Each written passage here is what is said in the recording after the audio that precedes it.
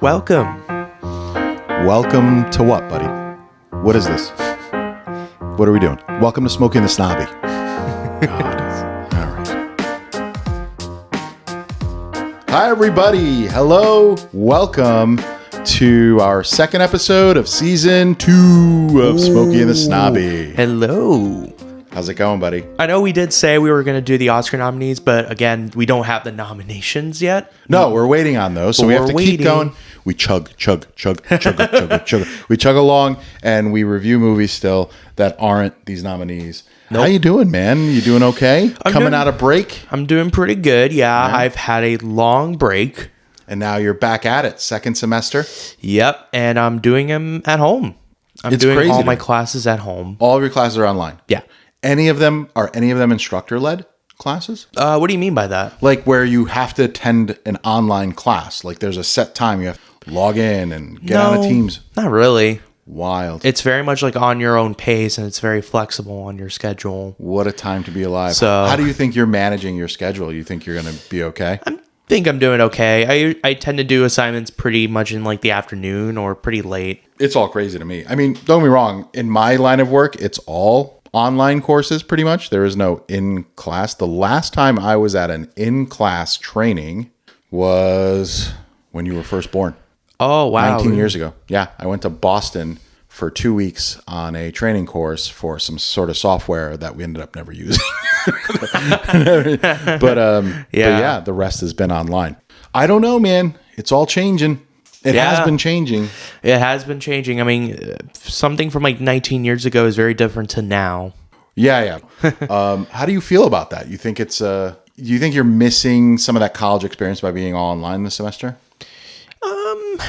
Yes and no. I think it's always fun to talk with people that we have the same interest with, but at the same time, a lot of it is very much like general subjects like math or like gen ed classes and U.S. history, which are pretty standard topics, and it's just not the same as like that have like the same interests as you. Right, that are in your major. What classes are you taking this semester that you're looking forward to outside of general education? I am taking Intro to Film Process, which I'm definitely looking forward to. Intro to Film Process? Yes.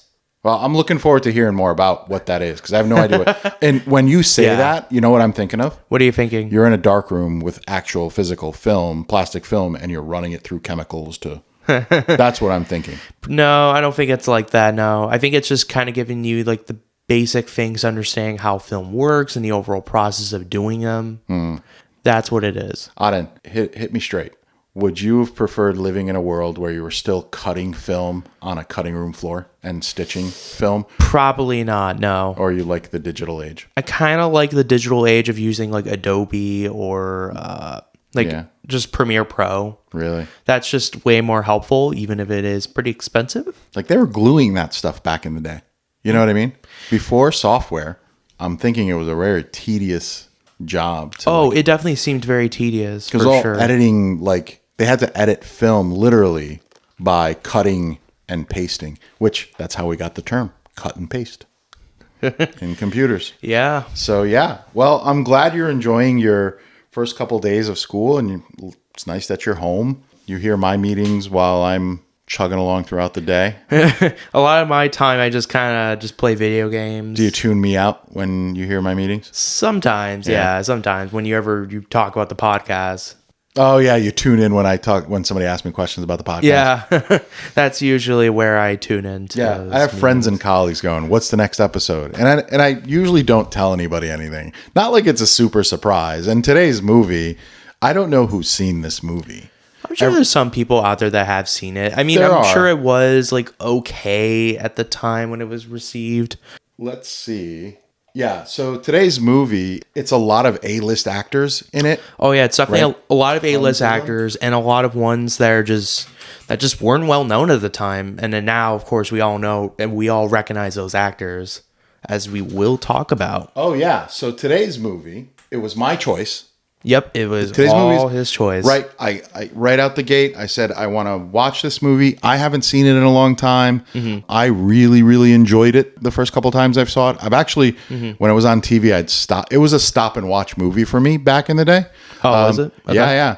That movie that came out in 1998 is The Man in the Iron Mask, starring Leonardo DiCaprio, ladies and gentlemen. Ooh. Yeah.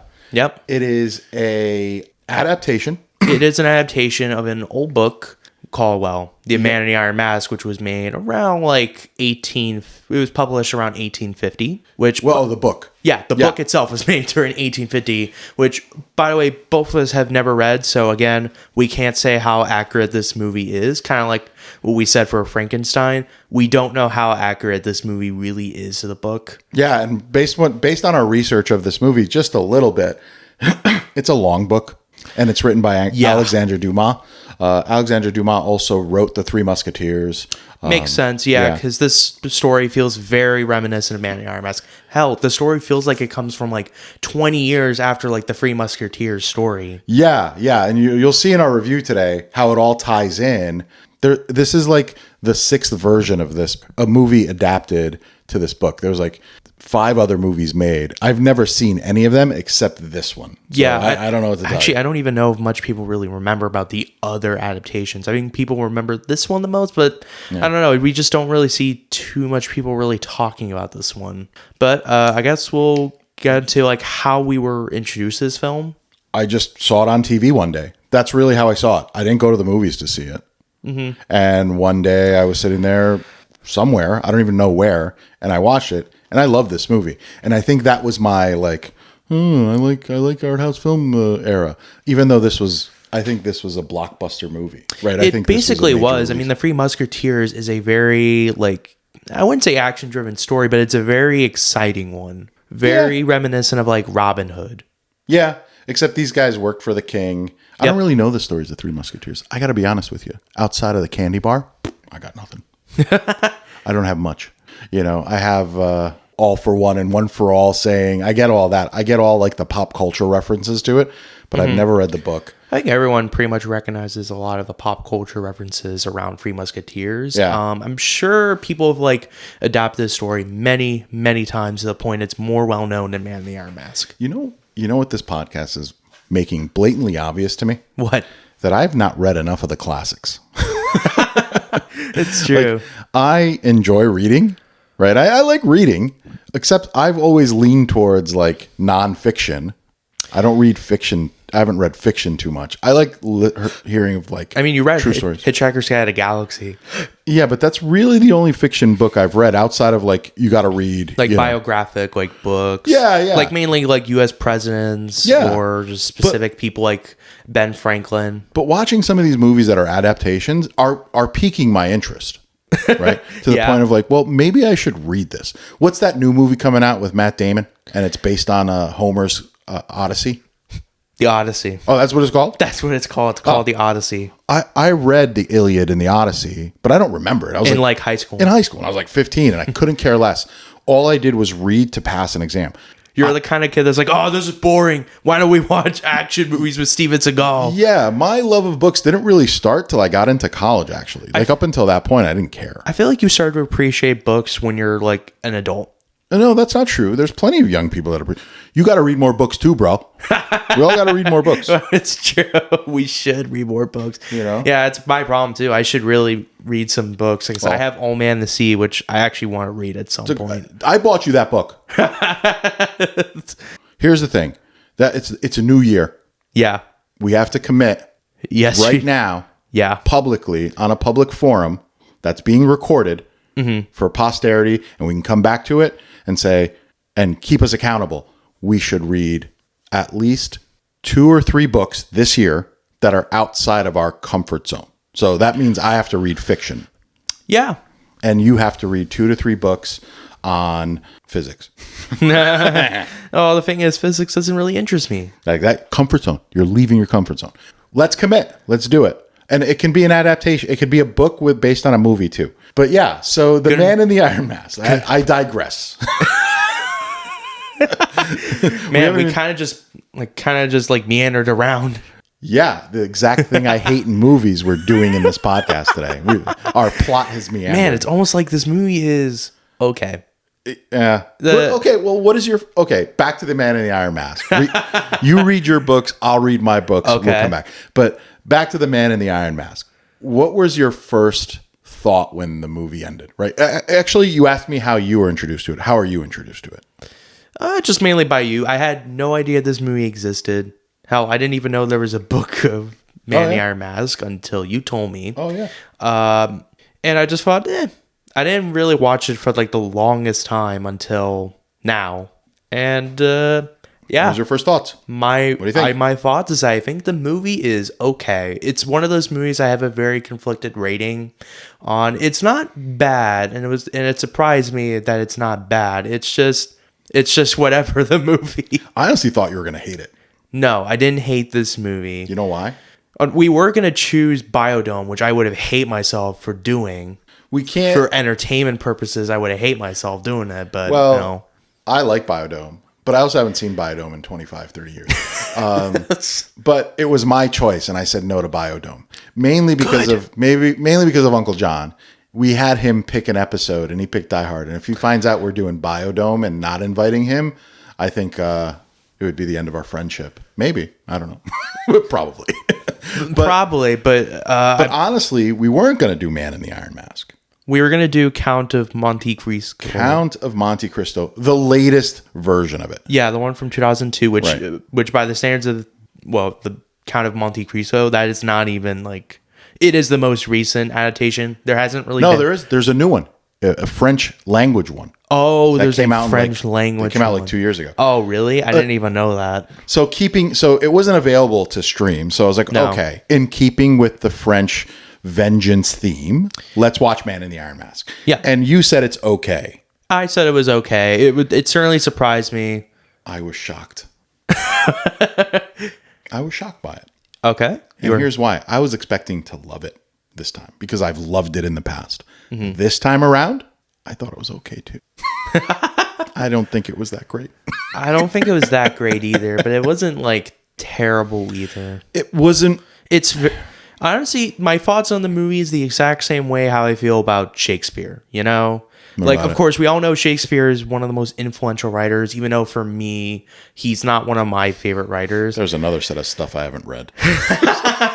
My thing is I find his writing very stilted, very lifeless to me, and it kind of comes across as... Who? Shakespeare's writing. How can you say that? You didn't read the books. I've read Romeo and Juliet and Macbeth. Well, I got to read them too. And Othello, so... And Othello? Yeah. Is that the one with the skull? No. Hamlet's the one with the skull. Hamlet? Yes. Which one's Othello? Othello is the one where they go to Cyprus. When did you read these books? I read it in high school. Oh, you were forced to. Yeah. Oh, well, there you go. I wasn't forced to read those things. No? No, nobody told the story. There was a guy, we had an English teacher in high school. Yeah. He was an author. He wrote his own book. He made us read that book. Oh, yeah. I don't remember the book. Yeah. But yeah, so I was pleasantly surprised by my reaction to it. And here's why. Okay. I have fond memories of enjoying watching this movie. But this time around, I was like, let's get on with it.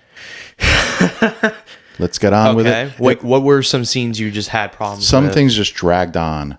Okay. Nothing really happened for the first half of the movie, right? I wouldn't necessarily say that. There was pockets of things. Give Give examples. It was a slow burn. You know what I mean? It definitely felt like a very slow-paced movie, which makes sense because it's pretty much introducing these new characters. Right. Which are the Three Musketeers if they were retired. Yeah, essentially the movie kind of... It's kind of like a comeback in a way. You know how like stories you see they're now all with kind of Star retired. Wars? One of them's still active. Yeah. I can't pinpoint it. It was just a feeling. I was like, wow, this is dragging on a little bit. No action is happening. There's drama happening. There's things happening. No. There is things happening. Right? And those things that are happening, I don't know. I think there should have been more pockets of my thing is with drama and action. My thing is with these characters is that most of them don't really have that much personality. Some of them do, but they feel very one-dimensional. Like the guy that's like the ladies' man. Gerard Depardieu? Yeah, I don't really care for him. He was my favorite. He's not my favorite character. My favorite character in this is probably John Malkovich. Yeah, I liked him too. I thought he was he was like the closest character that actually felt compelling, and he did a great job of like selling the overall pain he felt of like losing his son. I don't know. He just looked like to me. It was just John Malkovich, being a little emotional. Like, not the character, but John Malkovich. That crying scene with crying, I was like, well, that just came out of nowhere. This guy's a soldier from, just before the French Revolution. And out of nowhere, he just starts crying. Don't get me wrong. There's a good reason for him to cry. It's a sad movie. It can be a very sad movie, yeah, except some of the deaths, I will say, are very awkwardly staged. Like John Malkovich's son, he just dies in probably one of the most awkward ways imaginable. And that's the part I didn't like, that I realized this time around. I wish there was more of that. I wish there was less time of them, like, going, having meetings with the king and talking about certain things for 15 minutes, as opposed to showing that scene. So let's lay the groundwork. So to both of us, this movie was okay. Yeah, it was okay. Both of us, this movie was okay. I don't know if it was okay for the same reasons, right? Yeah. So we'll get into it. Which is the whole appeal of this right. podcast. So the whole basis of this is there's literally a man in an iron mask. Yes. He's in a prison cell. He's in a prison cell. And we don't know why, which I guess it does a pretty good job of keeping you intrigued, because we don't know who this person is. We just know he's a guy with an iron mask, and that's it. I appreciate the literalism. I kind of like I like that it's literal. I like the opening scene of it because, I mean, of course it keeps it literal, but it keeps it very, in a way, intriguing because, again, we don't know who this guy is. We don't know who this guy is. We don't even see him, really. We don't see his face, which, I mean, later on we now know why that's the case. Right. But in the first half of the movie, the man who represents the title of the movie is nowhere to be found, except for the first 5-10 minutes. Yeah. And then pockets of thing here. The whole movie is based around these three guys that are the three Musketeers. There's a fourth one. There is a fourth one. And they're all but one are retired. One of them is now works for the king, Louis XIV. Yeah. Right. Or is he like Louis XIV, or is the other one Louis XIV? Oh crap! Based on this movie, I don't know. They're all Louis XIV in my eyes. I don't know. Obviously, we don't think this is an accurate portrayal of who Louis XIV was. You'll see why we're trying to figure out if it's the 14th or the 15th or the 13th. We don't know. It's kind of like Robin Hood, because King John was a real person. The person who signed the Magna Carta, that was a real person. But in Robin Hood, he's like a fictionalized version. Right. Even though, I mean, some of the things were probably true, especially like a tax. Yeah, they use real names in it. Right? Yeah. Of the king and stuff like that. So this movie is these guys. One of them is still a musketeer, but he's like he's the most well-respected. He's, the higher guard. Right. He is the musketeer. I mean, one of them isn't technically retired because he's like a leader of a specific group. Who? People Which that one? DiCaprio, Jeremy Irons.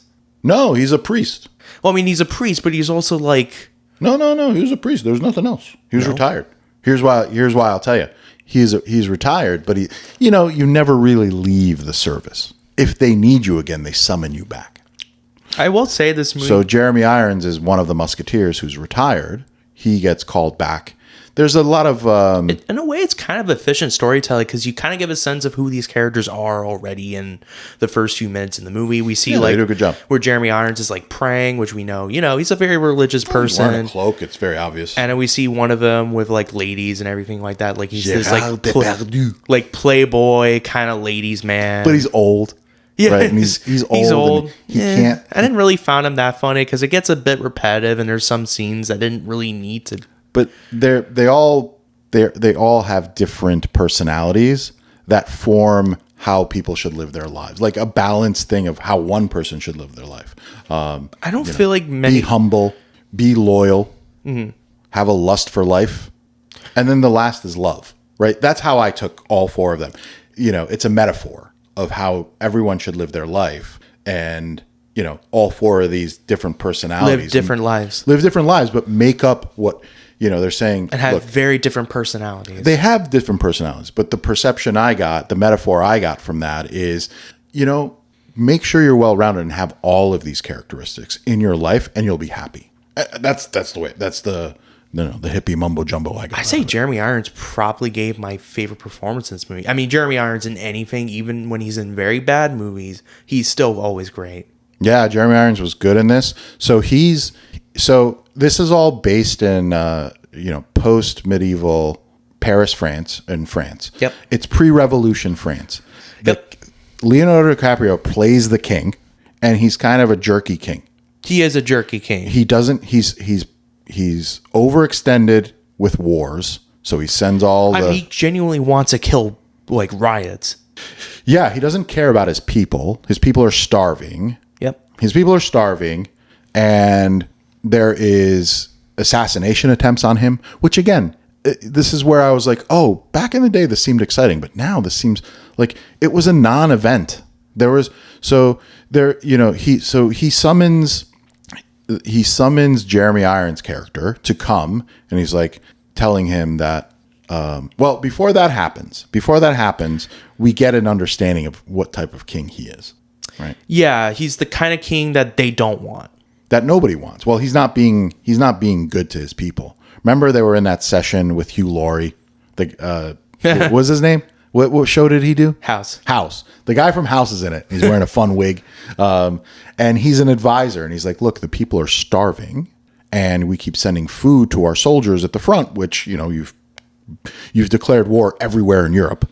So." And he's like, "Well, what about the food down by the docks?" He's like, "Well, that's spoiling." He's like, "Well, you better hurry." He tells the guy. But also, too, he genuinely executes Hugh Laurey, which I felt it was kind of jarring tonally because it didn't felt it was kind of story that didn't really need to be comedic. It was a bit Trumpian, in my opinion.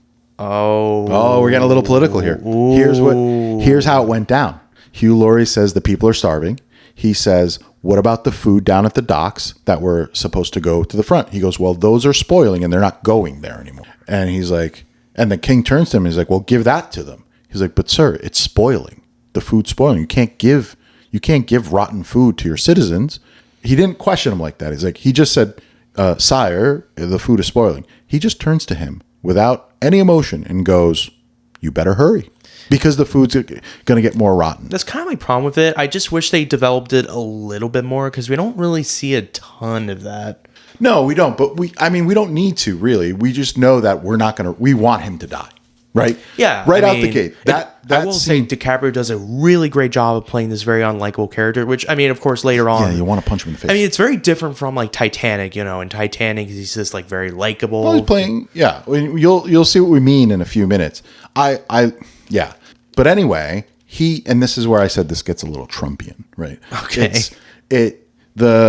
The people come and riot with the rotten food and they're throwing it at the Musketeers. Remember the scene? They're outside the gates. Yeah. And, the respected Musketeer comes out, bites the apple and says, "Oh, this apple is spoiled."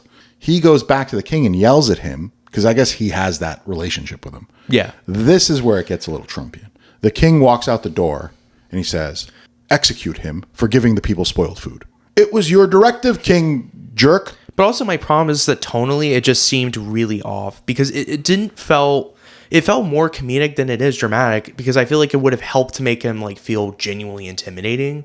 But instead it kind of felt like it was playing it for laughs. I feel like that's what it felt like to me, at least, the way it was staged. Yeah. Yeah. And that's the thing. That's part of this movie. It seems a little campy, which I think did a disservice to it because that's not what they were portraying this movie as, right? No, it was an adventure movie and a drama a little bit. It felt like a Shakespeare story. Yeah. Without in some way it's a tragedy, but not really. Right. But they laid the groundwork that this guy doesn't take criticism well. He's cruel. No. Yep. He is sinister and he doesn't take ownership of any of the choices he's made. Also, too, he's manipulative. He's the king. Yep. He can do whatever he wants. So they lay the groundwork for us pretty well, right? They lay it out pretty well in that first 5-minute introduction of this guy that the rest of the movie you're supposed to hate him. Yeah. I hope they choke him out. I hope he dies a horrible death. And this is where we're introduced to John Malkovich, and we just know he liked playing violin, and he has his family with his son. That's the third musketeer. We got the main musketeer who's still working for the king. We got the priest. We got the lover. And now we got the devoted father, who is probably my favorite character in this movie. You liked him? I think my favorite part, which we'll get to later. Yeah, but I do like his relationship with his son, even if I wish there were a little bit more to it. Yeah, it didn't last long. So now we're on the third musketeer, Jeremy Irons, right? Yep. We'll get to Malkovich because we're not there yet. Jeremy Irons is a priest Yes. He gets summoned by the king after that whole rotten fruit and this and that. And he goes, listen, I need your help. He's like, what do you need? He goes, you're a priest. You're in the know.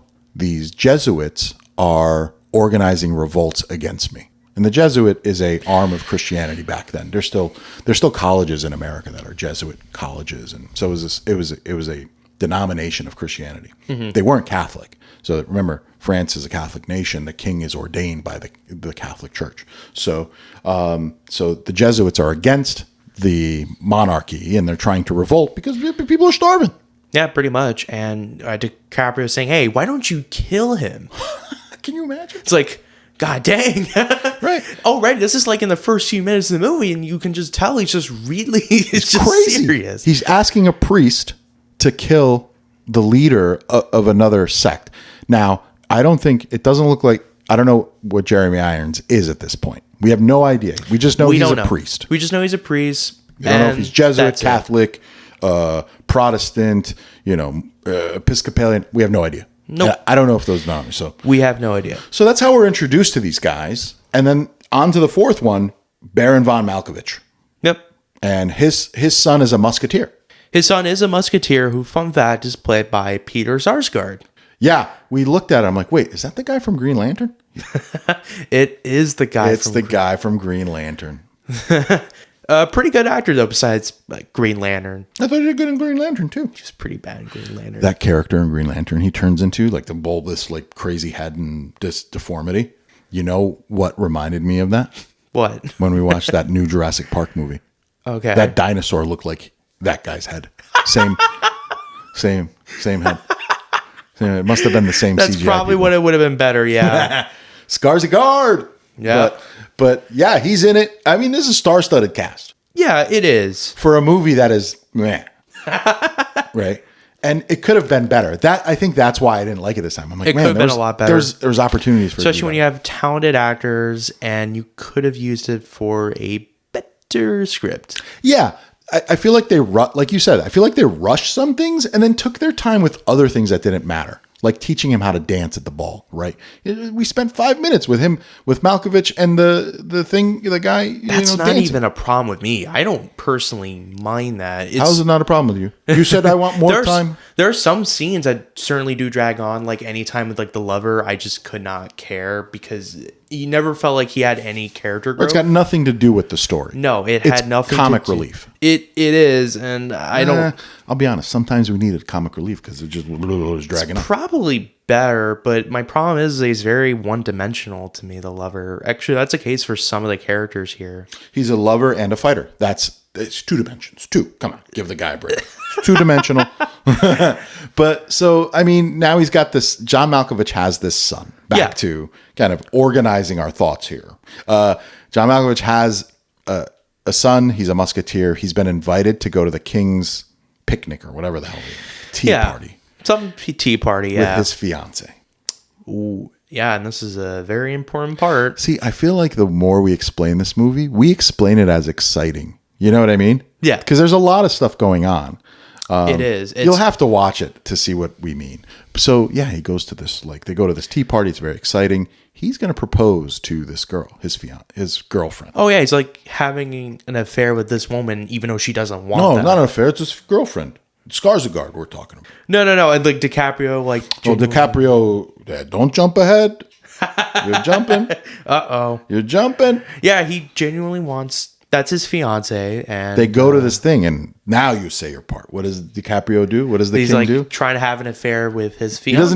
He doesn't need to have an affair. He's the king. He because he genuinely he manipulates, but he has more power towards other people. He does whatever the hell he wants. He's the king. But because he's a cruel king, the way he does it is terrible. So they show up to this tea party, and she's the king's eye is on her. He thinks she's beautiful. He loves, not loves, he's lusting after this woman. And he sets up these scenarios where Skarsgård's character, the Malkovich's son, is separated from her, and he, manipulates the situation. She's not interested. No, she's not. Right. She's not interested. Because she loves Peter Sarsgaard. Right. And she's never going to love the king. No. Ever. She's in love with, what's his name? Skarsgård? I forgot. Sarsgaard.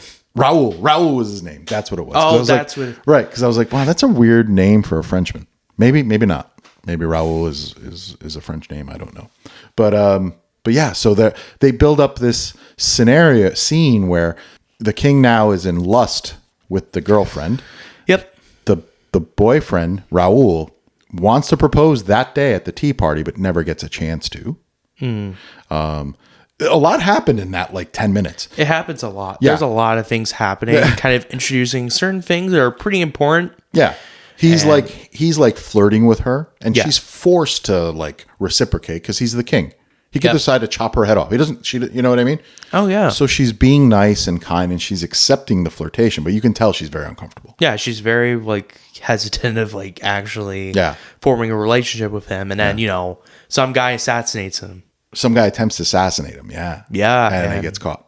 And then he stabs him. He's very whiny. I don't know. You don't like the king. No, you don't. By this point, it's established. None of us like the king. We're not going to like the king. But the fourth musketeer, the head musketeer that's respected, sees the assassin, kills him. Mind you, all of the musketeers we've talked about, they're all best friends. They're pretty much best friends. Malkovich is best friends with the main musketeer that's still a musketeer. They're best friends with the priest, and they're best friends with the lover. So he sees the king flirting with his best friend's son's girlfriend. He knows something's up, but he can't do anything because it's the king and he's loyal. He refuses to be disloyal to his king. That's his oath. Yeah. So, but it creeps him out. You can tell. So what happens? Nothing happens. The scene ends. They stab the assassin, kill him, and the scene ends. And then there's this is where it sounds exciting the way we're explaining it. Because we're on a 1 hour podcast. We're explaining a 2.5 hour movie. and then it sounds like a lot's happening, but it's very dull. Even the death of the assassin was a non-event. It seemed like that to me. There certainly were times where it felt like that. For me, the attempt assassination didn't really felt that way for me. Really? Awkwardly staged. I feel like it did a good... Not awkward. I don't feel like it was awkward. I was well, that's it. That's it. That's all there is to this. Yeah. And, but it didn't feel awkward to me, at least. No. I was very creeped out by the flirting. Yeah. You know it's coming. But, that's kind of the point, though. You see it coming. It's coming from a mile away. Oh, yeah, you knew it. I mean... What are you going to do? What are you going to do? He's the king. He's the jerky king. So he sends Raoul. This is where it gets. This is where, like I said, we've already established that we want to see this guy die. That's the tone. Oh, I can't wait till I hope they skin this guy alive. That's how much we hate him, right? Yeah. How does he get this girl, Auden? How does he do it? He sends Piers Sarsgaard to war. He sends the boyfriend back to the front he had just gotten back Which from. I will say does a good job of showing how cruel he can truly be. Yep. And this is where Auden says, oh, he'd like to have seen more of this. Essentially, he gets sent off to war. Yep. Malkovich is pissed because he just got back from war and he's supposed to be home and he's getting engaged. All of these things are happening that are good in his son's life, and he's being sent off. He is the equivalent of a captain in the military. Yeah. Except the king says, no, I want him sent to the main front. And he knows he's going to die. He already sensed the king did this. What a jerk, man. Yeah. And there's also a scene he dies. before that The where... poor guy dies. But I will say, I think the way he dies is kind of unintentionally funny. That's what I mean. There were some things that were there were some things in this It movie felt where really weird and awkward to me the way that's died. it. He's dead. Yeah. The scene. Yeah. Yeah, it was a little cringy. If we're talking about cringy scenes, that's definitely the one scene I would definitely consider to be cringy. He screams his girlfriend's name, runs 3 steps, and is hit with cannon. You'd think a guy that's... It's really weird to take it seriously. Yeah. Also, a scene before that is when you actually see the main musketeer talking with John Malkovich. My problem with that is I wish we would show a little bit of their relationship to know they've been friends for a while, because they're talking about the old days. That didn't happen. They didn't really get into any of that. You just know they're friends. There's a deep respect for each other, and I guess love. They love each other too, as friends, as brothers. But now that changed. Yeah, the kid dies, which you're a trained soldier What are you doing? Getting up over a hill and running into a cannon as it's being shot. Check the landscape a little bit before you run. Crazy. He just got shot. He dies in the first 2 seconds of attacking the citadel. I just felt like the editing was very weird at first because they're showing a cannon and then boom, it just led to him dying to another. Yeah. Obviously, we can't show you, but it looked like he was like, oh, like an action movie death you've seen. Yeah, it was like it was very overacted. It was funny. It was funny, but it was out of place. It was just weirdly edited. It was out of just place. felt very awkward to me. Yeah. So if you guys have noticed, we're like 20 minutes into this conversation about the man in the Iron Mask. You haven't heard us talk once about the man in the Iron Mask. No, we haven't. Because he hasn't come up yet. We have no idea. We have no idea what's going on. What the hell any of this has to do with the man in the Iron Mask. No clue. So now this kid's dead. So we're going, okay, maybe this got something to do with the man in the Iron Mask. Nope. Doesn't have anything to do with the man in the Iron Mask. The kid dying. Maybe John Malkovich has something to do with the man. Nope. Now he's pissed. Malkovich is mad. His son was killed. He was sent to the front line, and he knew exactly why, because the king lusted after the girlfriend. So now he tells the musketeer, that is the leader of the musketeers and his best friend, he goes, I'm going to kill him. I'm going to kill that guy.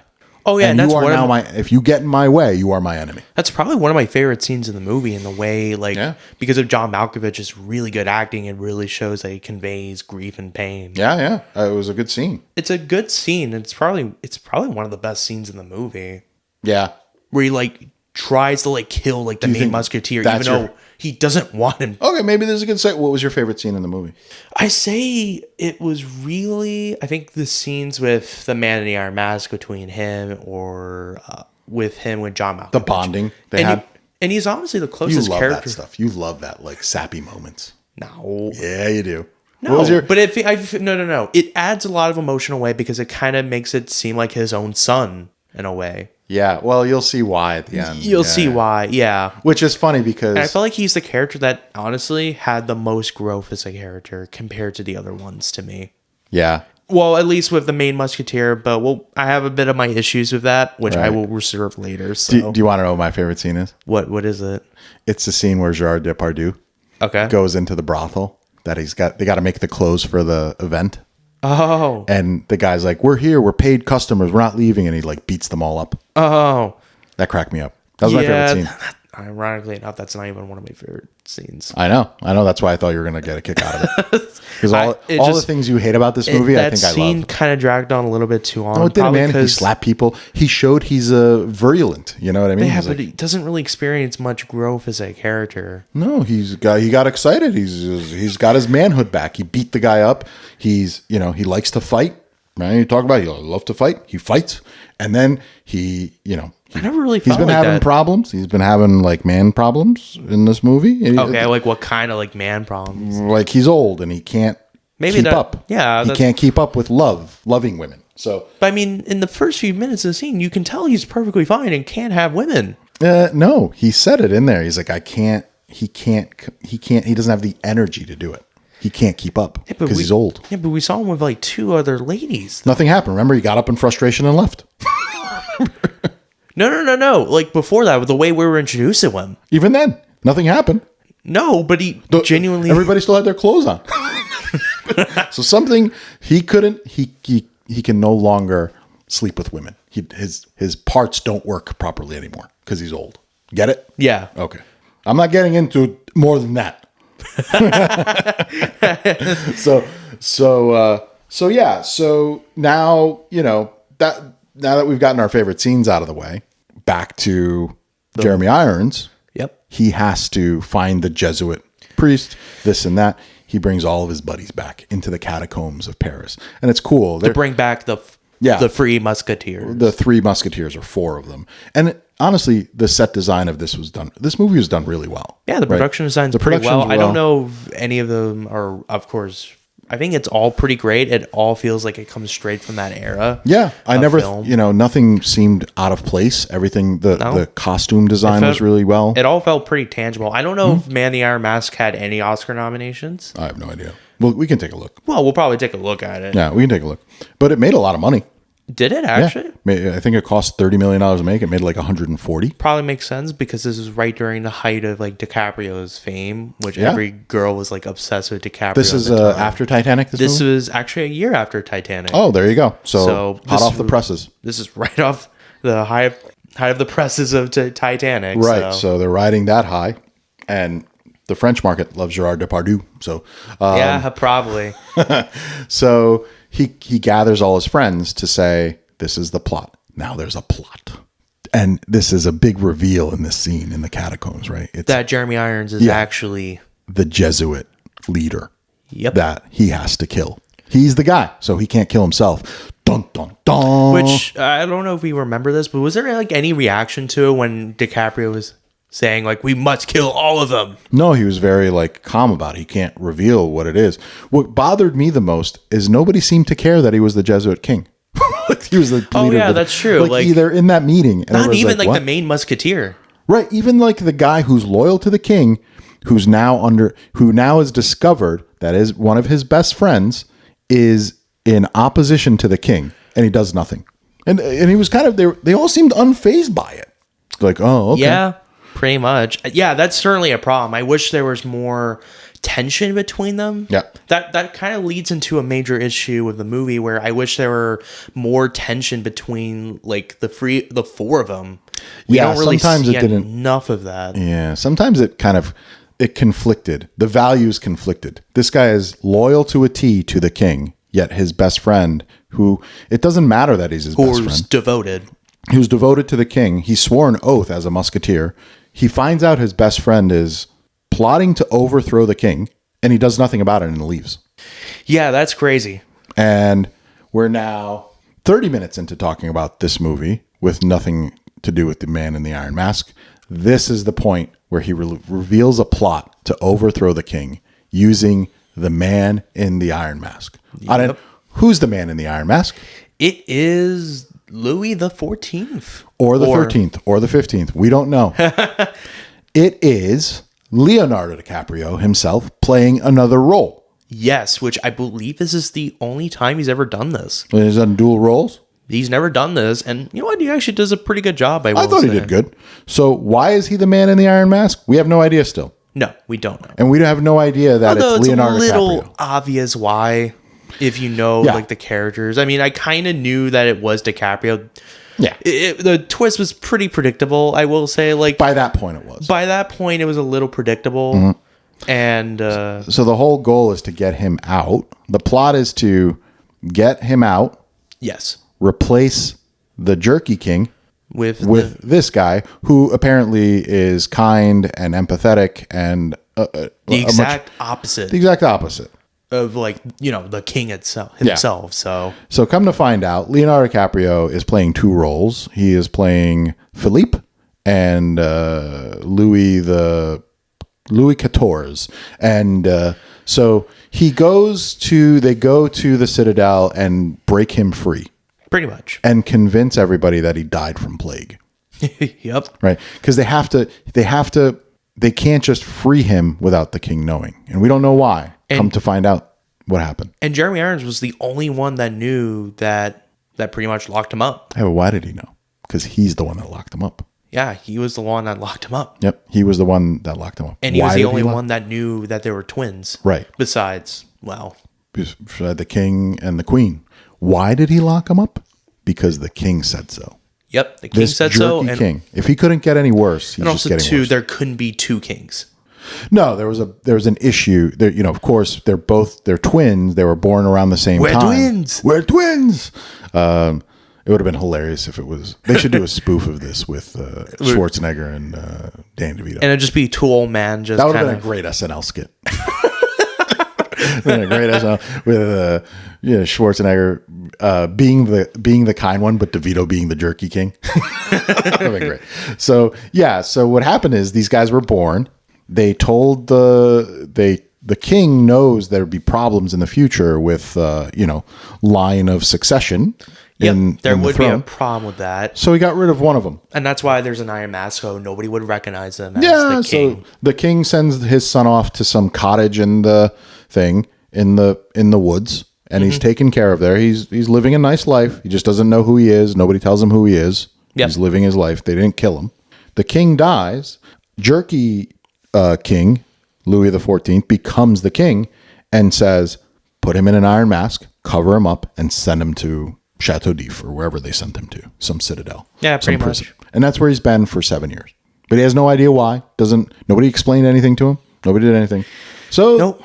What do? They free him from prison. They do free him from prison. Yep. Yeah.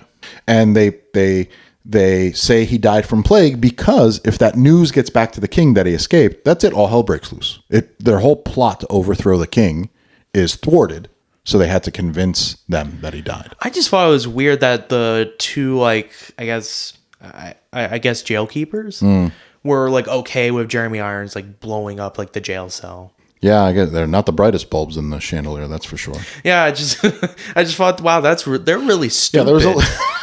Yeah, there was a lot of. Well, I mean, there's a lot of holes in it because it's like it could have gone wrong. He acts like a priest, like an Italian priest or monk or something that goes and gives prayers. He goes in to give the man in the iron mask prayers. He acts like a big fat guy. He's got a dead body that's wrapped around his to make him look fat. He goes in to the man in the iron mask cell, closes the door, makes him change out of it, unlocks him, puts the dead guy in his place, and puts Leonardo DiCaprio back into his wrap around his bodies to look fat. That's when you're saying he threw fire into the thing because he's like, oh, he's got the plague. Back then, the plague was a big deal. Probably was a big deal. So he probably got away with it because he's like, this guy has the plague. Nobody come in here, and I got to light him on fire immediately so it doesn't spread. That's probably what it is. Yeah, so it's probably. I mean, but it like works he's out. in a jail cell though. Yeah, but it's all stone. They didn't make things out of wood back then. No. I mean, they did, but yeah. So that's the thing, right? 49 minutes into our conversation. This is the first reveal of the man in the iron mask. Ooh. And so now. So exciting. So it begins. The overthrow. So the first hour of the movie is these guys bantering. Pretty much teaching him. Yeah. Because, he basically acts like a child. And this is where I feel like they... Oh, yeah. But this is the next hour. The first hour is just banter between the four Musketeers. The king's a jerk. Yep. The king's a jerk. Yep. Hugh Laurey dies. Hugh Laurey dies. Yeah, he dies, which I don't know. I feel like that was too comedic. Yeah, it seems a little bit. But then now the next hour is, plotting the overthrow. That basically is the case. And they're kind of teaching Felipe how to be an actual king. Yeah, they're teaching Felipe how to be a king because he doesn't know. He doesn't know anything about it. And he's got to be convincing because of the way they're going to overthrow the king. I mainly like it just because I like his relationship with John Malkovich, which I feel like adds a bit of like emotional weight to the overall relationship. And that was probably my favorite part. Just anytime they're talking, because it feels like he's talking to his own son, which makes sense. And it adds a bit of emotional weight because, he lost his son. So Felipe is kind of like his second son in a way, and he treats him like that. Yeah, Philippe is... and it's genuinely sweet. Yeah, he cares for him as if, there is a lot of loss in John Malkovich's character. And that's probably what made him the most compelling character to me, because he's the one that experienced the most growth as a character. Yeah, and here's where I figured out that this is where this is leading. Like, he's going to be a father figure to this kid. Is they take him out, they bathe him, they wash him. Everybody sees who he is. They're like, holy crap, there's another one. Right? Yep. And the only one that wasn't shocked was Jeremy Irons. He wasn't, because he's the guy that put him in the mask. Yep. When he was a musketeer. Pretty much. 6-7 years ago. So he sits them down, all down, right? And he goes, this is what we're planning on doing. And John Malkovich, first thing he says is, why are you talking to him as if he has no choice? He needs to decide this. You're putting him at great risk. You know who talks like that? Who? A dad. A parent. Yeah. None of those guys are parents. He's a parent. He's like, you're going to put this kid in harm's way without having a say in it? You let him decide. The kid says, I'm going to go for it. What's the plot? You explain the plot. What are they going to do? They're pretty much like switching like characters basically as the king. Right. Right. Essentially the whole plan to have a revolution without any bloodshed. Even though the problem is his personality is very different. Yeah. And that's what they're working towards. He's a very kind soul. He's humble. He's quiet. He's He's considerate. He's very reserved. He's everything that king is not. So he has to be taught to be these things, and it's difficult for him. I mean, you are who you are. You know what I mean? You can be taught, but at the end of the day, it'll come out. So he's being taught to become the king because they're going to kidnap the jerky king, put the iron mask on him, and shove him into the citadel. And this guy's going to become the king. Nobody's none the wiser. Yeah. I mean, people are going to figure it out. I don't know how are they going to, and here's the thing. He goes, we'll do that. And then the next day you're going to make me, Loverboy, and John Malkovich. Jeremy Irons says this. You're going to make me, Loverboy, and John Malkovich your trusted advisors. People are going to be like, what? The next day they're going, what? What's going on? He could act like Jerky King. The nice king can act like Jerky King all he wants. But the second he does that, people are going to be like, what are you talking about? These old guys are going to be your trusted, that you have nothing to do with you for 10 years. All of a sudden they're going to be your advisors. Bullshit movie. Oh my God. So that's what they do. Spend the next hour teaching him how to dance, hold glass. And this is where I was like, oh, I don't remember it being this boring. I got bored. I mean, it's mainly a montage, I feel like, which thankfully is a lot better than Rocky 4. Well, it's mainly that, and then it shows the king every once in a while. It does. He ends up sleeping with the girlfriend. And hides the letter. So before Raoul left for war, he sent a letter to the king's castle because he knew in his heart what was going on. So why would he send a letter to his girlfriend at the king's castle? Because he knew she would eventually be there. So there's some of that going on, and then it's revealed that to the queen. Now remember, the queen's involved in all this, but what she thinks is the queen has died.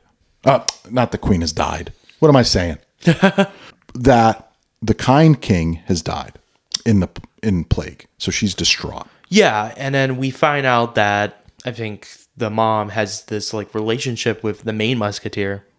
Yeah, he hugs her. They kiss, and my problem is that they didn't really have much chemistry before. We barely. Well, I think that's the point. There was a couple scenes where they lock eyes. You know what I mean? They look at each other and they walk away. He can't show any affection to the queen. He's not allowed. No, he'd be killed. It's treason. He's not of royal blood. You know what I mean? Yep. So there's like this thing going on between those two. But the queen is distraught that her other son has died from the plague in this horrible manner. Right. Or so she thinks. Until Jeremy Irons told her that he's alive. He's alive. Because they want to bring her in on the plot. Yeah, pretty much. And she's all for it. What's hilarious to me is she's like against King Louis, which again, I wish she's against the jerky king. I wish there was more scenes to show that, because there's really not a whole lot of scenes just showing that she's like against him. Who? Oh, the queen? No, the king itself. The king is so up his own butt that's the whole point of it. He doesn't care about his mother, doesn't care about the court, he doesn't care about anything but himself and his own he's very egotistical. Right. Stupid. Jerky king is bad. I wonder who that reminds me of. But I mean, at the end of the day, the queen is his mother. Yes. And she's agreeing to overthrow him. Mm-hmm. So there we go. That's it. That's the plot. They're going to overthrow him. And how are they going to overthrow him? By stealing him at a masquerade. Or kidnapping. At conveniently a masquerade ball. Just kidnapping him and then kind of just like putting on the iron mask. Mm-hmm. I think that's what they do. That's what they did. That's literally what they did. The iron mask on him. We get to the ballroom. And there's the thing. Not a lot has happened. Again, we've been talking like all this. There's a lot of stuff going on in this movie, but none of it seems very like nothing's building up. Like you don't feel any tension in the movie. You know what I mean? Yeah. It's essentially how we're explaining this movie is just step by step by step. That's what this movie's doing. It's like a course. We're going through a course. There's no tension. The tension starts in the last like 25 minutes of the movie. Pretty much, yeah. Because they're executing the plot. That's what it is. Yeah. So it's nothing like and you know, what's that movie with the Falk's mask? Remember the V for Vendetta. V for Vendetta. I'm afraid to rewatch that movie because that movie's a lot like this movie. There's a lot of nothing happening, and then the last 20 minutes, there's tension. I haven't seen V I haven't seen V for Vendetta in You years. have not. Oh, you've seen it though. I've seen it, but it's been a minute since I've seen it. And I remember I liked it. Yeah. But, I mean, who knows? I'm afraid to watch it again because I'm going to be like, oh man, this wasn't as good. But because this movie was like that for me too, because it was an hour and 40 minutes of them walking us through a course to overthrow a plot with random, debauchery thrown in and stupidity thrown in. Because now we're in the last 30 minutes of this movie, the plot begins, right? And it's conveniently a masquerade ball. So they keep messing with the king using the iron mask. Remember? Do you remember? Oh, I'm so sorry. What happened? No, we're in the plot. Now we're in the plot to overthrow. We're in the last 30 minutes of this movie. Pretty much. They taught the dude how to dance. They told him, don't apologize. Don't touch people. You are the king. You're supposed to be the jerky king. This is how you act. They did the best they could.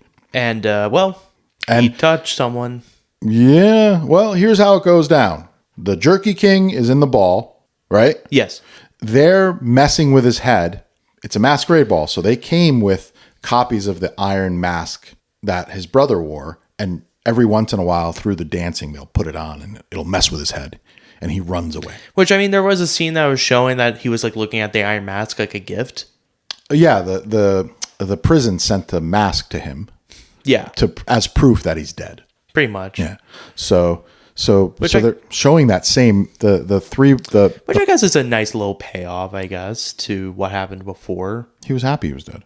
He was happy his brother died. He didn't have to worry about it. You know what I mean? Yeah, and then he just kind of was like paranoid. Yeah, super paranoid in the ballroom. Well, yeah, because now the plotters, right? The three musketeers that are plotting, not the main musketeer. Remember now, the main musketeer, the queen's lover. Yep. He's still in charge of stuff, so he's loyal to Jerky King. The other three musketeers are not, and they keep popping up in the crowd with copies of the Iron Mask, making him paranoid, like he's losing his mind, just to mess with him. Yep. He runs away. The main musketeer, the actual musketeer, that's the old guy that's still a musketeer, chases him. He says, "Don't come in the room." This is their chance to swap out the brothers. And they did. This is when the movie got exciting. This is where there's action, there's tension. I mean, there's action, anticipation. There's no action in this movie. I mean, I was probably expecting it to have a little bit of action. Nothing. But I mean, at least show us some riots.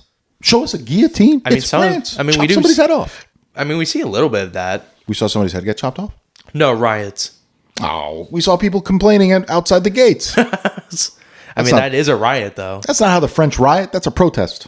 It's a protest. So yeah. So the last 30 minutes, there's a lot of tension. They succeed.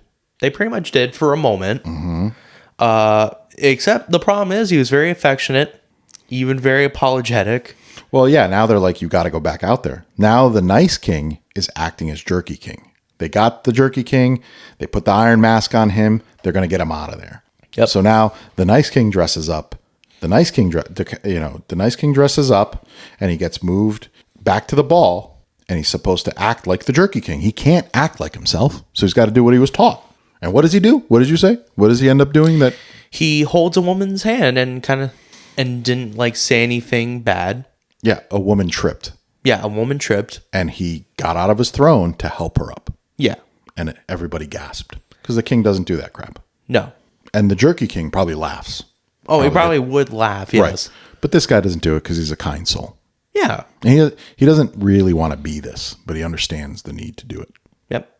And that's where we get into the girlfriend, Peter Sarsgaard's fiance. Oh, that's right. Because I was like, there's a turning point. And that's where the tension gets better. That's where this movie becomes really good. It gets pretty dark when she commits suicide. Oh my God, it was terrible. I'm like, but here, why does she though? Right? Remember earlier we were talking about she received a letter from Raoul that was addressed to the castle to her.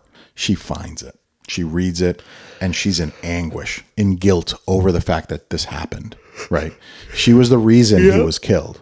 So she comes into the ball with the nice king acting as the Jerky King, crying, screaming. He knows the story because John Malkovich told the nice king the story.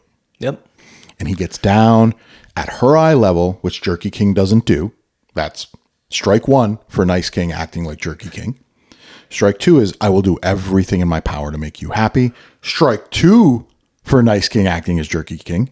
And then he helps her up, and he's being very empathetic and kind to her, and he's rubbing her head. Strike three for Nice King acting like Jerky King. The main musketeer, the head musketeer, what does he do? He realizes it. Oh, right? No, he recognizes it. And was like, can you come with me? Do you want to walk with me in the hallway? He told all of his other musketeers, close the gates, just go do it. He's not telling anybody what he knows. So he tells them, come with me.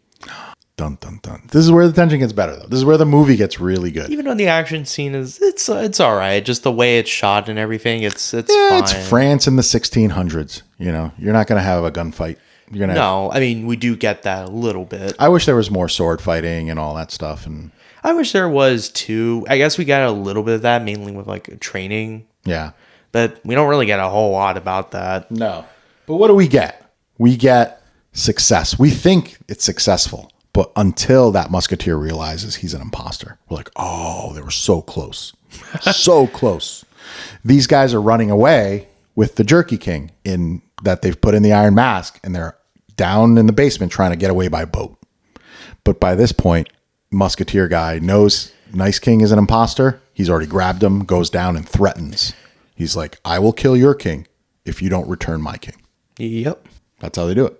And that's pretty much how that happens.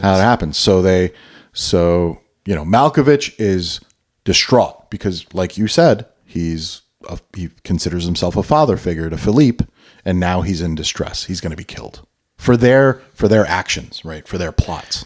Yep. But here's how it goes down. Tell them how it goes down. They both get caught. The Jerky King is saved. He is, and they traded. They didn't trade. He got caught too. No, he got caught too. They got him off the boat. And the plotters are stuck on the boat, float away. So now they got both kings. And we see them both arguing, and the mom's there. She knows. She's pleading with him. He's gonna. Jerky King now is back to being the king. Yep.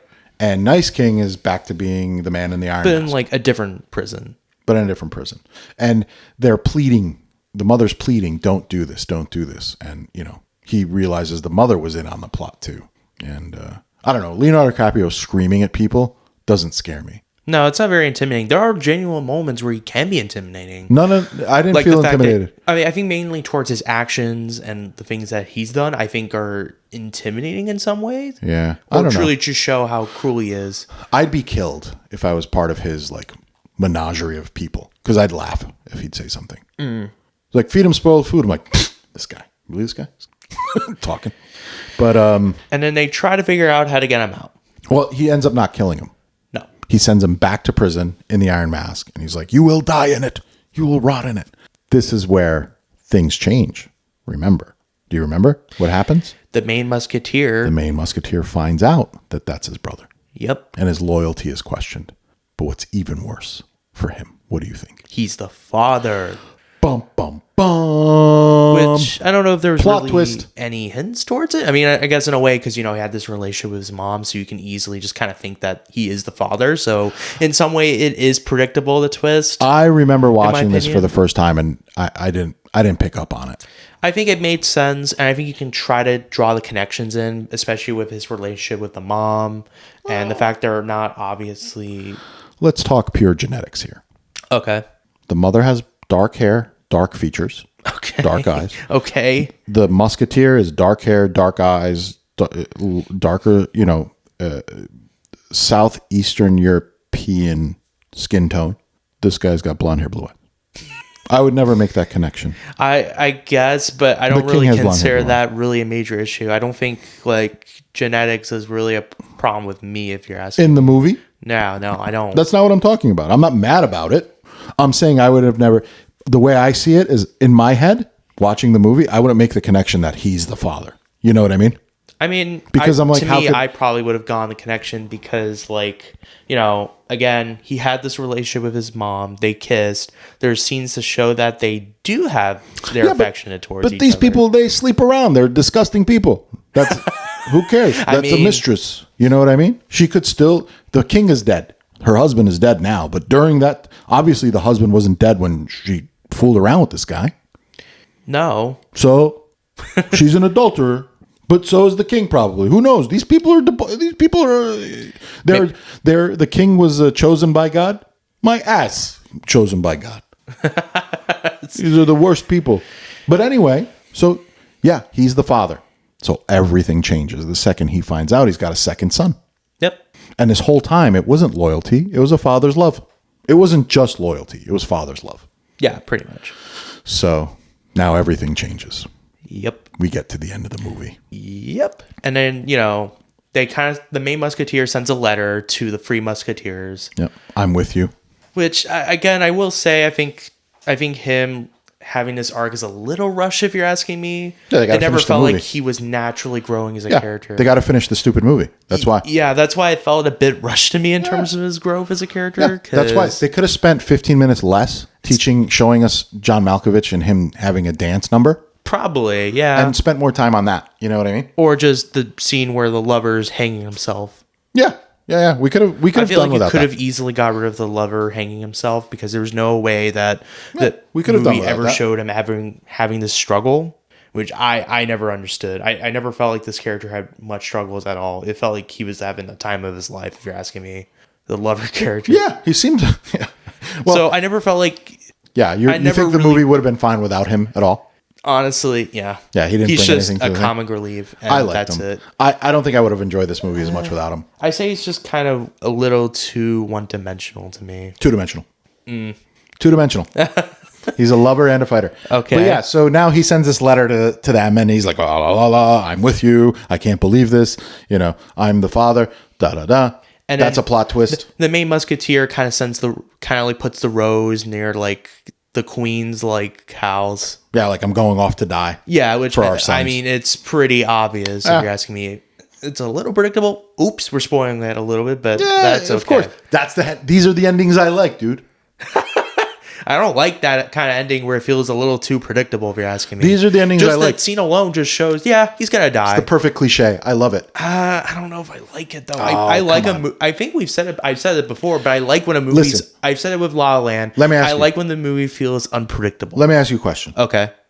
The ending of this movie ends with the person we hated dying. Are you okay with that? Are you happy with that ending? Or did you With think... like the main musketeer? No, nobody died. The king dies. Jerky King dies in the end. Yeah. I'm satisfied by that. I was like, oh, thank God, finally. Yeah. But he didn't die enough. I wish they killed him more. Okay? Okay. I like that none of them died. Well, What, somebody died? Did I miss something? the main musketeer. He died? He didn't die. They walked out of the smoke. He died after? Yeah. He died. You're right. Did you just forget? I think I did, yeah. Oh my God. Oh my God, I forgot. But I remember now. It clicked. Oh my God. Remember one of the episodes I was like, dude, you got to stop making me watch movies. Like, we watched this movie yesterday at a perfectly normal time, and I still forgot. Uh-oh. Yes. Yeah, no, he dies. That's good too. I like it. I don't like that it's he pretty died. cliche that he died. The way he course. dies, it's like, oh my God, I loved you, my son. Heck yeah. It's like cliche, That's and what I you don't want. like it. He made the ultimate sacrifice for his sons. He died, and then nice king. How does Jerky King die? Who kills Jerky King? I don't think he dies. No, he he goes does. to prison. Oh, he does? You're right, man. He doesn't die. He just goes to prison. Oh my God, I forgot this movie. Oh my God. I was so hung up on Gerard Depardieu. How dare you? You forget this movie. I just spent an hour talking about a movie. I forgot about the ending. I can't believe it. Oh my God. Wait, he doesn't die? John Malkovich? No. Jerky King. No, he doesn't die. Oh my God. He just goes to prison. Well, that's good too. I'd rather have him suffer in prison. Son of a bitch. Yeah. Oh yeah. But also too, there's this like the other musketeers and are like having an appreciation towards the main musketeer, which again, I don't think that's really believable because I don't think there's really any scenes to show that. There was never animosity between them. No, and I was like, where did this come over? There was a love for... It just felt weirdly because awkward. they're brother in arms.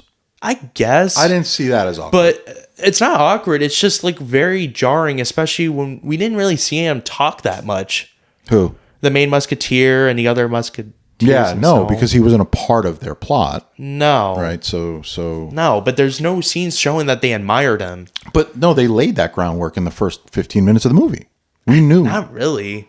What do you mean? With, like, the musketeers admiring these guys? Yeah, I knew there was a love... There was a connection between them that is far greater than just friendship. You know, it was brotherhood. So I didn't get that at all. They never, you know, I don't know. And then I like that they all stood there walking down a hallway with their swords while they were getting shot at. Yeah, that's cool. And only the main musketeer dies. Yeah, well, I mean, he gets stabbed. Who stabbed? He sacrifices himself. That's right. He jumps in front of Nice son. King. Jerky King's going to stab Nice King. Yep. And the dad, the musketeer, jumps in front and gets stabbed in the back, which isn't a kill shot, to be honest with you. You could have survived that. Yeah, probably. I mean, it's also a very cliche way for a character to die. Yeah, it's great. It's like very cliche. It's like, I love you, brother. Yeah. It's like, Cliche. it's like, I love you, son. I love you both. I will never, Yeah. I don't like when you guys fight. Yeah. And I'm like, Don't fight, please. and I'm like, oh God. Please. I don't know. I wasn't really a huge fan of it because, again, it just feels very cliche. I mean, the movie... Well, now that I remember the ending, I liked it. I remember when we were watching it, you were like laughing at the way like DiCaprio was like getting emotional. Yeah. I don't think he does that well. I mean, he is an amazing actor and can do a very good job doing emotional Maybe scenes. now. But maybe... But then it was very... It was... I blame that more on the writing. Yeah, the writing was pretty cheesy in certain things. Like, yeah, it certainly felt cheesy. I think that last portion. And last portion where they're burying him and now Nice King is the king officially. Yeah, that's right? fine. I think that's... And he turns to John Malkovich. He goes, and would you think of me, I pray, as your son and be a father to me as my father should have been? And I was like, what? He's asking this guy to like forget his son and be a father to him? yeah, that It's a certainly lot was to a bit ask of off. John Malkovich, man. I feel like there could have been a scene just showing... I like couldn't be a father to somebody else's son like that. Somebody asked me. I don't think it should have been like that way. I just think... No. I mean, he's a royal guard for him now. Yeah, he's one of his trusted advisors, you know? And then it kind of ends off with Louis XIV, I think with Jeremy Irons' narration, which, oops, we forgot to mention. Yeah. They give us like a post-credit of... Which, and again, then I just they wish- lived happily ever after. I just wish there were just scenes kind of copying like Jeremy Irons' narration by saying he brought peace and food and to everyone. Yeah. And I wish there was just scenes kind of copying that, just showing that he is indeed doing this. Yeah, I love how all of France's problems were solved because Jerky King went away. There's still no food. No. You got to wait for the harvest. No. People are still hungry. What are you going to do?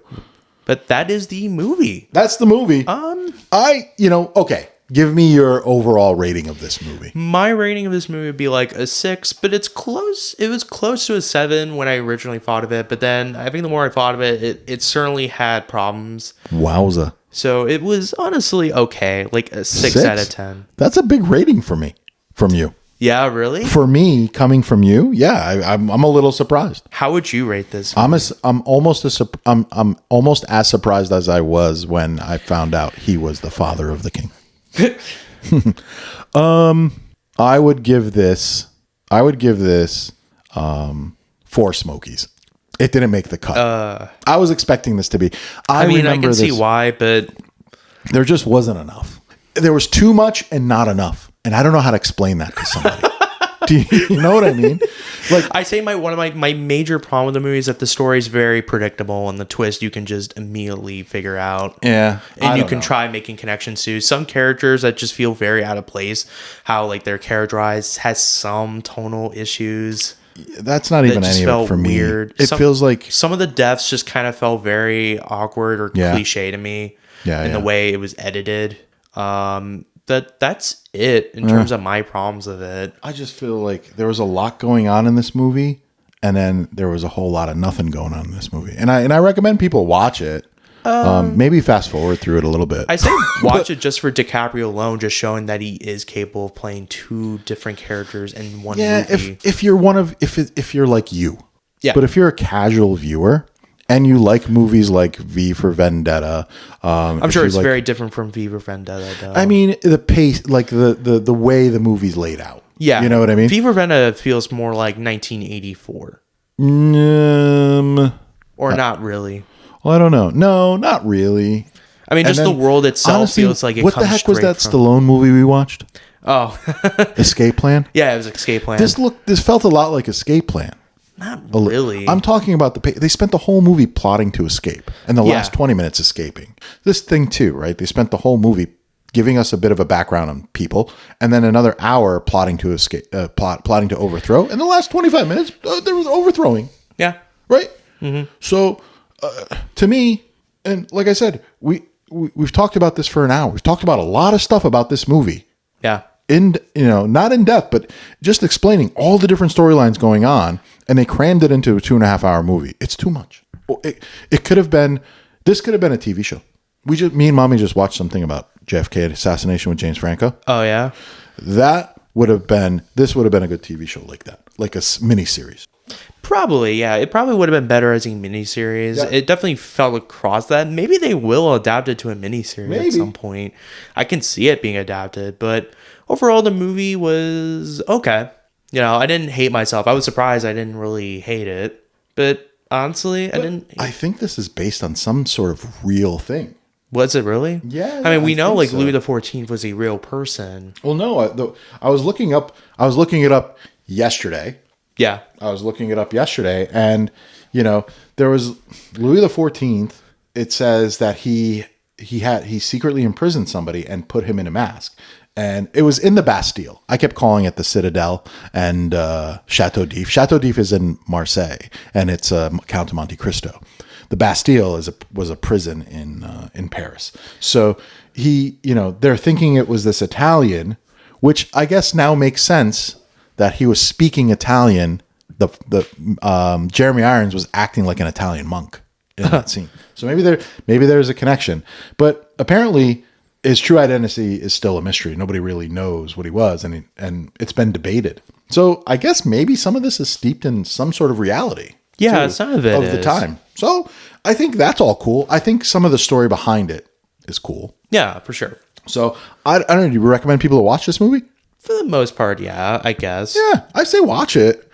It's certainly watchable. It's not You terrible. can get through it. I got through it. You can go for it. I don't know if you're going to love this movie. I'm sure there'll probably be people out there that will.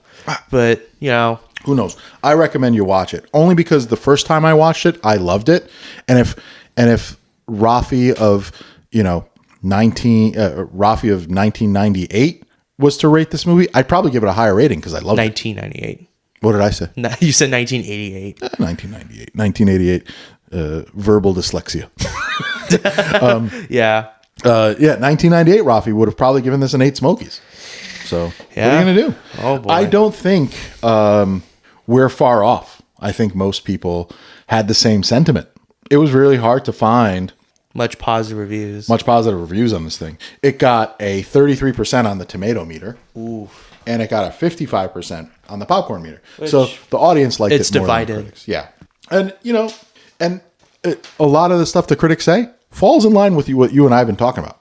Yeah, pretty much. So So here's, why don't you go ahead and, we didn't find that many critics reviews and audience reviews on this either. We didn't find a whole lot. I'm starting to realize maybe not that many people watch this, but the box office was 140 million. Yeah, that's weird. It's really weird. So I don't know. What do they say? So there's a review by Sarah Michelle Fetters from MovieFreak.com. What a name for that, huh? Man, such a trustworthy movie website that is. And she said, there's just too much great stuff here for this version of the Dumas story to be summarily dismissed. Right. See what I mean? There's a lot going on in this movie, but you don't see a lot. But what is the Dumas story? What does that mean? Dumas is the author. Oh, yeah. Dumas, yeah. So his series is a 4-book series. Yeah, pretty much. Which again probably would have been better as a miniseries for sure. Yeah, I think they tried to condense 3 long books into a 2-hour movie. And that's not really great. That's a bit much. Yeah, that's a bit. So I'm with Sarah Michelle Gellar on this one. And they condensed it to a 2-hour movie. Yeah, right? I mean, it kind of feels that way. Yeah. And then there's a review from the one and only, the most influential movie critic of all time, Roger Ebert from the Chicago Sun-Times. Rest in peace. Yep. Rest in peace, Roger Ebert. And he gave it like a 2.5 out of 4. So not the worst. No. Not from him. No, definitely not. He hated Christmas Vacation for some reason, and I don't understand it. He did? He didn't like it. This guy doesn't know. Yeah, sometimes he doesn't know what he's talking about. But he said once all the pieces of the plot were in place, I was at least interested, if not overwhelmed. I could see how with a rewrite and a better focus, this could have been a film of Braveheart quality instead of basically just a costume swashbuckler. Yeah. Yeah. Yeah. Pretty much. It definitely could have been definitely a lot better rewrited. There definitely could have been a focus. I mean, there kind of was with John Malkovich's character, but... Yeah, but he was one single part of a much larger plot, you know. With the exception of his terrible review of Christmas Vacation, he's right on the nose with this one. He's right on the money. Right. I still would give it a better rating. But I kind of disagree with the plot for me. I wasn't particularly interested. It's simple, but it's very predictable. If you're it's simple, but there's so many side stories and this and that you don't that you go, okay, I'm with you on this one. You know how I'm always like, why do we need side story? Why do we need to dive into this? Why do we need to learn more about his childhood? This time, it might have been a good idea. It probably would have been a better idea. Might have been a good idea. Yeah. But it would have been a 6-hour movie, and you're not going to get me to watch that movie. Yeah. You know what I mean? You're not going to get the casual viewer to watch it either. I don't care what you say. Yeah. I don't care what it is. They barely got people to go see Lord of the Rings. And that was only because it was like a technological marvel of its time. I mean, it quite literally was. And honestly, still impressive to this day. Yeah. That's why you won't get me to watch. You won't get me to watch Avatar. You just won't. It's because the characters are boring. I don't even care. No. I'm not even going that far with it. No, I'm just not going to watch 3 hours of Smurfs running around killing each other. So let's see what the audience said. Yep. Because it got a higher rating.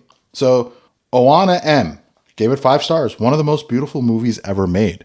Okay. The cast, the costumes, and the soundtrack, sublime. I mean, the costumes are great. Yeah, I do pretty like impressive. how they looked. They looked very authentic. The cast was that great. Time period. The cast was pretty solid. And I will say some of them are very well used. Like DiCaprio, John Malkovich, and Jeremy Irons were all like free standouts. Yeah, the main Musketeer was the guy from Usual Suspects. What's his name? Gabriel Byrne. Gabriel Byrne. That's the guy. He's the main guy telling from the Usual Suspects. He was all right, but I didn't think he really stood out that much. No, again, he was a side. He was kind of character. boring, personality-wise. Yeah, he was. He was kind of boring. At least the. They're all boring except Gerard Depardieu. Well, at least John Malkovich does show a bit of like personality, and we do know a bit of his life. You know, he likes playing violins. Yeah. And then the main Musketeer is kind of the boring character. It's kind of like TMNT, where nobody's favorite turtle is like Leonardo. Because Leonardo is the most boring one. Which one's Leonardo? The smart one? No. Donatello is the smart one. Oh. The blue one is Leonardo. What does he do? Why doesn't anybody like him? He's just the guy that eats the pizza. No, he's just the leader type. Oh, well, yeah. Nobody's gonna like the leader because he's got to make the choices. He's got to make the difficult choices. That's what it is. You know what I mean? Yeah. So I don't agree with Soundtrack, Oana. I don't think it's competent, but I don't know if it's a standout. Honestly, I didn't pay attention to the soundtrack. Yeah, we didn't mention the soundtrack, but it's just I didn't pay attention. It's competent for what it is. It works in service to the actual. I think it was just standard time period. Yeah, I think it was just standard noise. Like, yeah. Okay, now play this music because it's going to be epic, or there's going to be tension. So do the, you know what I mean? That's all it was. Yeah. I didn't pay attention. You know. Yeah. So Siegfried A gave it 1 star. Watched it recently a second time. Didn't age well. The story just makes no sense. It hurts watching. What a waste of a good cast. I don't know if the story didn't make any sense. Yeah, I don't know what he's talking about. The story's very simple, but it's just, it's predictable. Right. It's a complex story simplified. Yeah. Oh, definitely, for sure. Right. And that's what we got. Yeah. We got an oversimplification of a complex story. It was rushed. Not rushed. It was they picked like 8 things. They should have just picked 3. Probably, you know what I mean? Yeah, for sure. And I don't know. I think it aged well. I think it's a great movie. I think it's a great epic. I don't know if it aged perfectly. Was the cast wasted? I don't think so. I don't really agree with that. I say I think some of the writing was bad, like decent. You said. Yeah, they're not great. But they're good actors, and they made it work. Yeah, they made it work. Yeah. So. I mean, again, Jeremy Irons in anything could do no wrong, so. Yeah, no, I like Jeremy Irons. We just watched him. He was in God, what is that show we watched, me and Mommy, on Apple TV Plus with Reese Witherspoon? And Jen Aniston. Morning Show? Morning Show. Was he in that show? Yeah, he's the dad. Oh, I didn't know. He's a drunkard. Oh. He's a drunkard in it. But I like him. But and I like Gerard Depardieu as well. I've always enjoyed him. So yeah, I think that's about it, guys. That's it. Yeah. It's a mixed bag of I enjoyed it and didn't enjoy it. I don't know. And we went through the movie. We explained it. I don't think we need much to say. Right. I don't think there's much else to say other than it's a mixed bag of emotion for me. I'm like you that watch too. it and you decide. I don't know. But thanks, everybody. Thank you. Happy 2026. We'll catch you on the next one. Yep. We'll see you. See ya. Bye. Bye, guys. Have a good one. Bye.